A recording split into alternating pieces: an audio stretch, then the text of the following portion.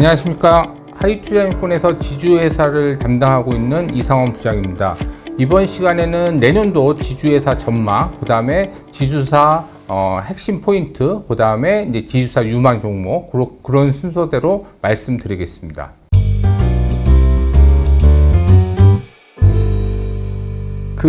보시면 알겠지만, 제가 이제 올해 상반기 때 올해 지주사를 전망하면서 지주사는 앞으로 볼 것이 없다. 왜냐면 지주사는 여러 가지 요인 때문에 지주사가 주가 흐름이 안 좋을 거라고 예상을 했는데, 거기에 이제 반대되는 개념으로 이제 보시면 될 것 같습니다. 그래서 지주사 밸류 상승의 원동력은 첫 번째는 금리 부담이 완화되는 측면, 그게 좀 보시면 될 것 같고, 두 번째는 지금 이제 상속세 개편 움직임이 있습니다. 그래서 그런 부분들도 지주사 밸류에이션을 좀 올릴 수 있는 부분이 있고, 마지막으로는 여러 가지 이중 상장, 그런 문제 때문에 그런 이제 밸류에이션이 하락 요인이 있었는데, 그거를 돌파할 수 있는 지주사들의 좀 관심을 가져야겠다. 그래서 이런 세 가지 측면이 지주사의 내년에 밸류에이션을 상승시키는 원동력이 되지 않을까, 그렇게 보고 있습니다.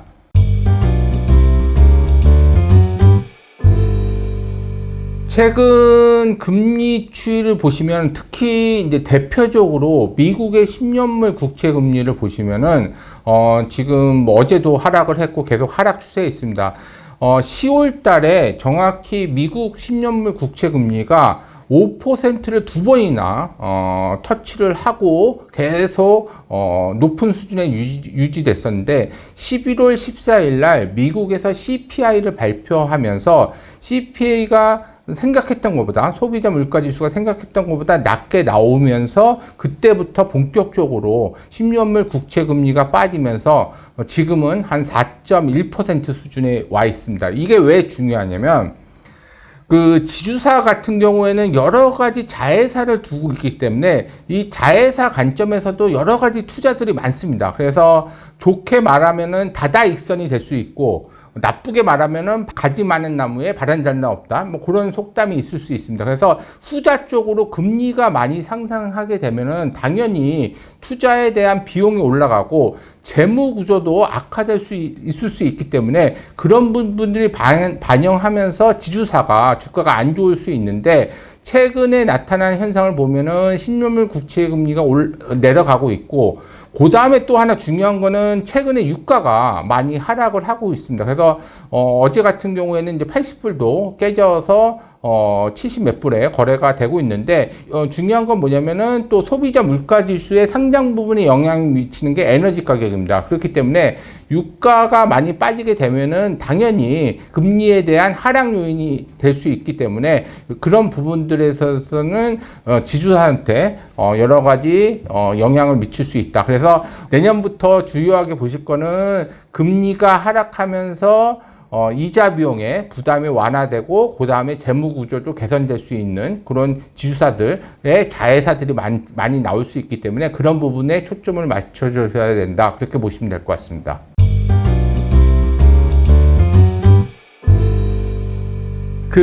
상속세 개편에서는 많은 이슈들이 있고 민감한 문제입니다. 왜냐면 이제 어찌됐든 부자들이 내는 거고, 그거는 어찌됐든 사실이고, 여러 가지 부자 감세 논란이 일었기 때문에 사회적으로 어느 정도 공통된 의견이 형성되지 않으면은 고치기가 힘든 부분이 있는데, 먼저 말씀드리면 2020년도에 상속세를 마지막으로 고쳤고, 지금 2023년이니까 23년이 흘렸습니다. 그만큼 2020년에 비해서 자산 가치가 엄청나게 뛰었기 때문에, 그전에는 일부 부자들이 상속세를 냈다고 가정을 하면은, 지금은 자산 가치가 어느 정도 올라갔기 때문에 엄청나게 많은 사람들이 또 상속세를 낼 수 있는 그런 부분들이 있습니다. 그렇기 때문에 여러 가지 상속세 개편 논의는 반드시 필요할 것 같고, 그런 측면에서 지금 기획재정부가 용역을 주면서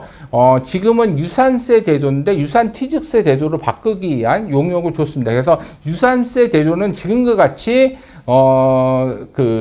상속의 재산에 대해서 한 번에 세율을 매기고, 지금 다섯 단계 누진세율을 되는데, 한 번에 세율을 매기고, 각각의 이제 세금을 내는 대조인데, 유산취득세는 내가 받은 만큼만, 그 세율이 매겨지면서 하기 때문에, 받은 게 조금이면 세율이 좀 낮아질 수 있는 부분이 있어서, 대부분의 나라는 지금 유산취득세를 적용하고 있습니다. 그리고 또 뭐냐면, 우리나라만 바꾸는 게 아니라, 지금 영국이라든지, 여러 국가들이 지금 상속세를 개편하기 위한 움직임이 있기 때문에 그런 흐름들도 우리나라 상속 개편에 탄력을 받을 수 있을 거라고 보고 있고, 그 다음에 보다 또 손쉽게 바뀔 수 있는 거는 자본이득세로 바꾸는 건데, 자본이득세라는 건 뭐냐면 상속 받았을 때 어떤 상장 주식에 대해서 상속을 받았을 때 바로 상속세를 내는 게 아니라 상속받은 사람이 그 주식을 팔 때 상속세를 매기는 거죠. 그래서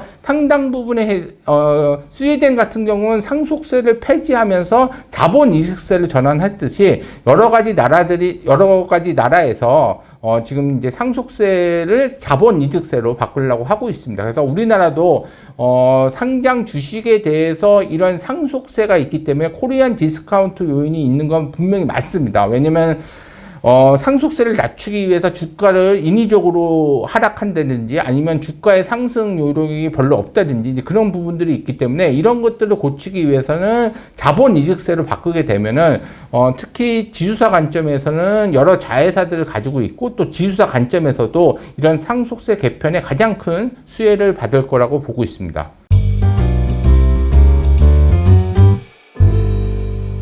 그 지주사 할인이 일어나는 이유는 두 가지 요인이 있는데, 특히 지주사 할인이 많이 나올 수 있는 배경이 뭐냐면은 이중 상장이 됐기 때문입니다. 이중 상장이 되었기 때문에 지주사 할인이 발생되는데, 그 중에 첫 번째 요인을 말씀드리면 유동성 요인입니다.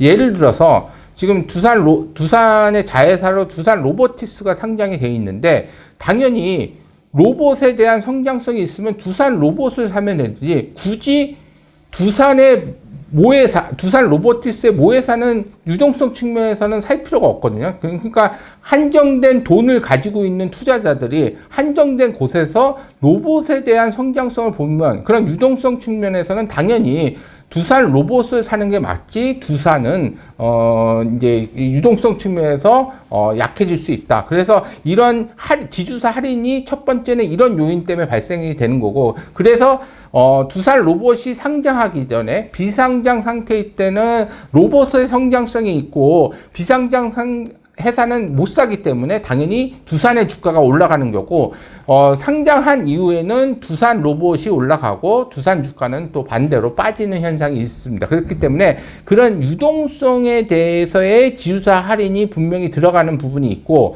두 번째는 그 모회사 주주하고 그다음에 자회사 주주 간에 여러 가지 이해 상충 문제가 있습니다. 예를 들어서 모회사 주주 같은 경우에는 자회사로부터 배당을 따박따박 받기를 원하는 부분이 있고, 자회사 주주들은 이 배당 주는 것보다는 성장성 있는 부분에 투자해서 오히려 주가가 올라가는 게 더 확실하게 보여줄 수 있는 부분이기 때문에 그런 부분에서 이해상충 문제가 부딪힐 수 있습니다. 그렇기 때문에 이런 두 가지 이슈, 유동성 문제, 그 다음에 모회사, 자회사 간의 주주 간의 이해상충 문제, 이런 두 가지 이슈 때문에 지주사 할인 요소가 많이 발생이 되는 거다. 그래서 지주사 할인이 뭐 60%가 할인됐다니 70%가 할인됐다니 그런 요인들은 이 두 가지 이슈 때문에 발생되기 때문에 지주사가 올라가기 위해서는 비상장 회사들을 아니면 똘똘한 비상장 회사, 그냥 자회사가 많은 게 아니라 똘똘한 비상장 회사, 성장하는 비상장 회사를 가지고 있거나 아니면 자체 사업에서 성장할 수 있는 부분이 가지고 있는 회사들이 이런 지주사 할인 요소를 돌파할 수 있는 요인이 되지 않을까. 그래서 내년도도 그런 지주사한테 주목을 해야 된다. 그렇게 보시면 될 것 같습니다.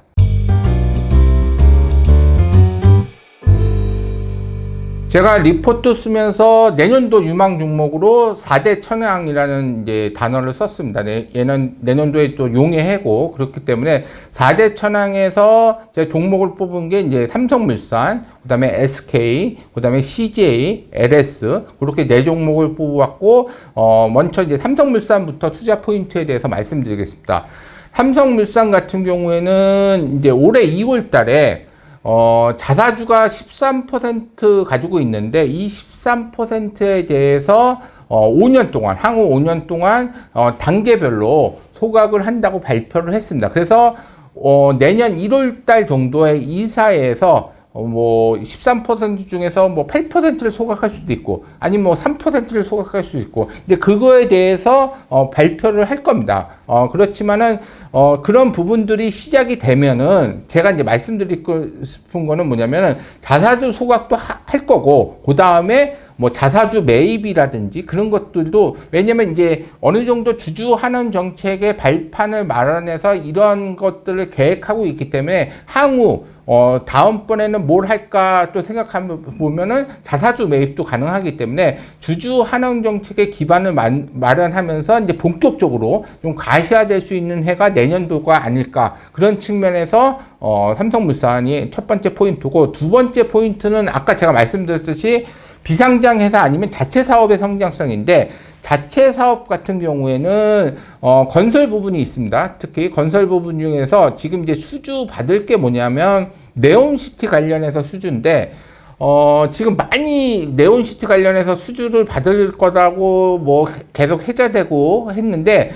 실질적으로 없는 것들이 뭐냐면은 대부분은 인프라 관련에 대해서 지금 발주가 나왔습니다. 그래서 우리나라 관련해서는 작년도에 삼성물산 현대건설이 컨소시엄을 해서 인프라 터널 공사를 뚫는 그런 부분들에 대해서 1조 2천억 정도 수주를 받은 거 말고는 큰 것이 없었는데 이제부터는 인프라보다도 또 이제 건설하는 부분에 대한 발주가 내년 상반기부터 나올 거라고 보고 있습니다. 그렇게 되면은 당연히 우리나라 업체들도 많이 수주를 받을 것 같은데 그 중에서도 삼성물산은 모듈러의 강점을 가지고 있기 때문에 모듈러는 반드시 네온시티에서 주요한 역할을 할 거라고 보고 있습니다. 그래서 모듈러 관련 수주가 많이 나오면서 이제 성장성이 이제 부과될 수 있는 부분이 있고 마지막으로 또 말씀드릴 거는 최근에 그 제11차 전력계획이 아직 안 나왔지만은 제11차 전력계획에서는 원자력의 10기를 도입하는 계획을 이제 세운다고 언론에 잠깐 비쳤습니다. 아직 확정된 건 아닙니다. 그만큼 이번 정부에서는 이제 원자력에 대해서 많이 이제 다시 멈췄다가 다시 성장하기 위해서 여러 가지 계획을 갖고 있기 때문에 원자력이 활성화되게 되면은 당연히 삼성물산도 많은 수주를 받을 거라고 보고 있습니다. 그래서 삼성물산도 그동안에 현대건설도 원자력 관련해서 수주를 많이 받았지만은 삼성물산도 많이 받았습니다. 그래서 그런 레퍼런스를 갖고 앞으로 우리나라에서 원자력 관련 그런 것들이 성장성이 있기 때문에 이런 포인트로 이제 성장성을 좀 보시면 될 것 같습니다. 그 다음에 이제 두 번째로 말씀드릴 종목은 SK입니다. SK는 보시면은 2019년부터 여태까지 주가가 계속 빠졌는데 주가에 빠진 요인에 대해서 잠깐 말씀드리면 2019년부터 4개 SK 안에 투자센터가 4개 생기면서 각각 투자를 열심히 했습니다. 근데 투자를 열심히 한 건 좋은데 주주 입장에서 보면 투자가 되면서 그 과실을 투자형 지주사로서 과실을 주주한테 환원을 해야 되는데 양적인 투자를 하면서 재무 구조만 악화됐기 때문에 당연히 주주한테 돌릴 거가 없으면서 주가는 빠지는 현상이 발생됐는데 최근에 오늘 여러 가지 임원 인사가 발표된다고 하는데 아직 뭐 확정이 안 됐습니다. 그런데 최근에 동향을 보면은 물론 투자는 지속되기 때문에 하지만은 내실을 기하는 쪽으로 스탠스가 변한 것 같습니다. 그래서 그 하나의 예는 일부 지분에 대해서 투자 지분에 대해서 매각을 했고 그 다음에 앞으로에 대해서 또 매각을 진행 중에 좀 있는 걸로 지금 알고 있습니다. 그렇기 때문에 그런 부분들이 중요한 건 뭐냐면 스탠스가 변했기 때문에 양적인 투자보다는 내실을 기하는 투자가 되면서 재무구조도 좀 개선이 되면서 주주 환원 정책을 할 수 있는 발판이 마련될 수 있다. 이렇게 보시면 될 것 같고 오늘 또 임원들이 누가 되느냐에 따라서 그 스탠스가 확실히 바뀌었구나를 인식할 수 있기 때문에 그런 부분들에 부분들에 대해서도 내년도에 SK가 주가가 좀 오를 수 있는 부분이 있다. 그렇게 보시면 될 것 같고, 또 두 번째 말씀드릴 거는 제가 이제 똘똘한 비상장 회사가 있을수록 좋다고 했는데, SK의 똘똘한 비상장 회사는 SK E&S입니다. SK E&S의 가장 큰 특징은 뭐냐면은 싼 가격에 LNG를 도입해서 LNG 발전소에 자체적으로 밸류 체인에 있는 LNG 발전소에 공급하면서 이익을 많이 일으키는 부분이 있는데, 여주 발전소, LNG 발전소가 7월부터 가동이 됐습니다. 그래서 지금 S&P, 유가도 빠지면서 S&P가 빠지는 상황에서도 LNG를 싸게 도입하면서 이게 가동이 되면서 영업이익이 지금 많이 증가되고 있기 때문에 이런 추세는 계속 지속될 거라고 보고 있어서 SK E&S의 영업이익도 많이 증가되는 구조가 될 수 있기 때문에 그런 부분들에 대해서도 포인트로 보시면 될 것 같습니다. 그 다음에 세 번째로 말씀드릴 종목은 CJ입니다. CJ에서도 이제 보실 거는 뭐냐면 이제 똘똘한 비상장 회사가 어떤 종목인지, 어떤 회사인지 그거 보시면은 CJ 올리브영이 있습니다. CJ 올리브영이 있는데 최근 화장품 트렌드를 보시면은 화장품을 매입할 때 혹시 어디 가서 매입하시나요? 오프라인 매입할 때 주로 뭐 저 같은 경우에는 올리브영 아니면 이제 온라인으로 화장품을 구입하고 있는데 중요한 건 뭐냐면은 2012년부터 2018년, 18년까지는 로드삽, 그러니까 단일 로드삽으로 많이 화장품을 많이 구입을 했고 그런 부분들이 트렌드가 됐었는데 2019년 특히 이제 코로나 이후에 2020년부터는 여러 가지 이제 올리브영이라든지 그런 부분들이 부각이 되고 있는데 그 이유에 대해서 잠깐 말씀드리면 그 편지 수압이 부각되는 이유는 특히 오프라인에서 올리브영이 부각되는 이유는 잠깐 말씀드리면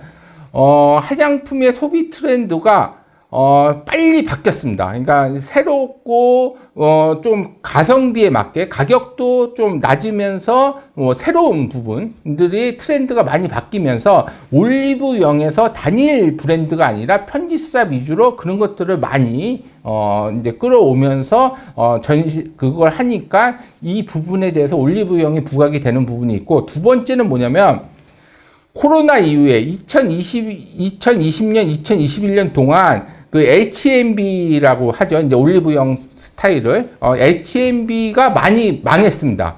많이 철수를 했습니다. 그렇기 때문에 오프라인에서는 단연코 올리브영이 화장품 판매 업체로 부각이 되면서 다른 H&B가 망하면서 부각이 되면서 당연히 이런 부분들이 있습니다. 그래서 3분기 실적을 보시면은 매출을 1조 정도로 엄청나게 지금 매출 성장세가 있기 때문에, 그런데 중요한 건 뭐냐면 제가 아까 말씀드렸듯이 2012년부터 2018년까지 단일 브랜드 샵이 화장품의 판매의 주류가 됐었는데 이 이후에 주력이 된 거는 솔직히 2022년 하반기부터 본격적으로 올리브영이 부각이 지금 되고 있습니다. 특히 외국인 관광객에서도 면세점에서 주로 샀었는데 지금은 올리브영으로 많이 오프라인으로 분산되고 있습니다. 그래서 이런 점으로 봤었을 때는 트렌드는 앞으로 2, 3년 이후에는 바뀌겠지만 뭐 단기적으로 뭐 1년 안에 바뀌고 그런 게 아니기 때문에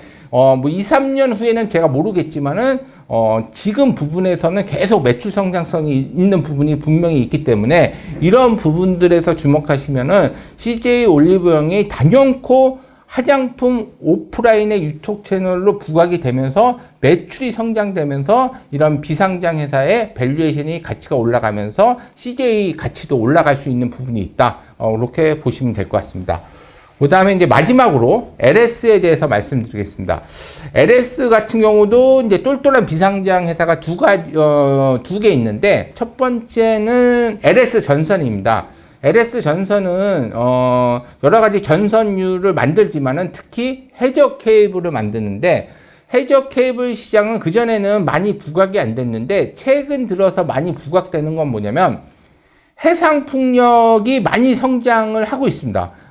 지금 여러 가지 이제 아까 말씀드렸던 금리가 많이 상승하면서 지금 해상 풍력 프로젝트가 많이 어그러지는 것도 있지만은 그 중에서도 또 괜찮은 것들은, 그리고 아까 말씀드렸듯이 또 금리 부담이 완화되면서 다시 재개될 수 있는 부분이 있어서 해상풍력을 하게 되면은 반드시 해상풍력을 하는 이유는 전기를 육지에 끌어오기 위해서 해상풍력을 하는 거기 때문에 당연히 해저 케이블이 반드시 필요합니다. 그렇기 때문에 해저 케이블 시장은 지금 5개 업체가 지배하고 있는데 그 중에 LS전선이 하나 있습니다. 그렇기 때문에 해상풍력이 시장이 성장하면서 그 LS전선도 수혜를 받을 것 같다. 그리고 오늘 7일인데 오늘 1조 5천억 정도 독일에서 수주 공시가 나왔습니다. 그래서 그만큼 지금 수주가 많이 늘어나면서 LS전선의 해저 케이블,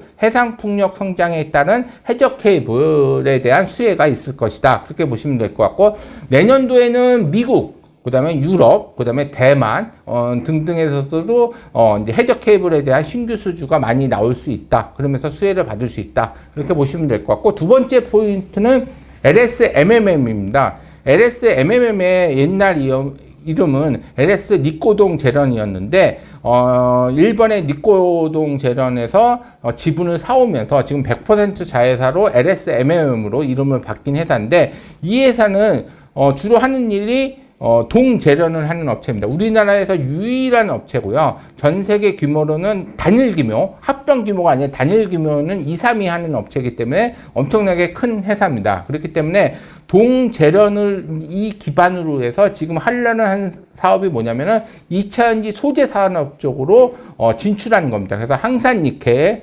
하고 이제 전구체한테 납품을 하고, 그다음에 폐배터리 사업도 지금 하려고 있어서. 근데 이 업체의 가장 큰 특징은 뭐냐면, 지금 뭐 해외 우려 기업 미국에서 발표돼서 그런 우려들이 있는데, 이 회사는 동제련 기술이 있기 때문에 그거를 항산 니켈의 제련 기술로 활용하는 거고, 지금 LNF랑 합작법인을 좀 만들고 양극재는 결국에는 LNF로 납품해서 할 거기 때문에 이런 부분들은 다 우리나라 순수 기술. 그 다음에 또 중요한 건 뭐냐면 니켈, 강물의 속시 능력입니다. 그런데 지금 동제련으로 이만큼 규모로 하기 때문에 당연히 다른 강물들도 속시 능력이 엄청나게 다른 업체에 비해서는 많을 거라고 보고 있습니다. 그래서 이런 그 광물 강석의 속시 능력 플러스 제련 기술이 있기 때문에 폐배터리 그것도 활용할 수 있고, 소재 사업에서도